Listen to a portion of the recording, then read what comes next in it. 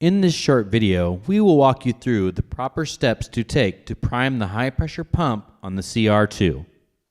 Step 1. Make sure you have an ample amount of water in the solution tank. It can be cold water or hot water up to 130 degrees Fahrenheit. Step 2. Position the mode selection switch on the lower rear of the Cr2 to the rinse or run position. Next, position the prime valve to the left or prime position. Using the toggle switches on the handle, turn on the high pressure pump and then turn on the vacuum. Step 4. Place your hand over the vacuum connection on the top rear of the Cr2 and hold it there for about 20 to 30 seconds to help pull the air out of the solution lines. Then release your hand and turn off the vacuum and the pump.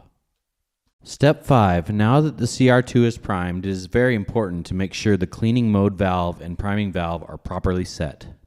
Make sure that the prime valve is set to the up or run position, or you will not have pressure at the tip of your carpet wand or spray gun.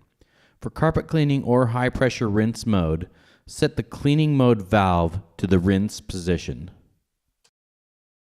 If you need assistance with the operation of your Cr2, please contact EDIC Technical Support at 800-338-3342 extension 9.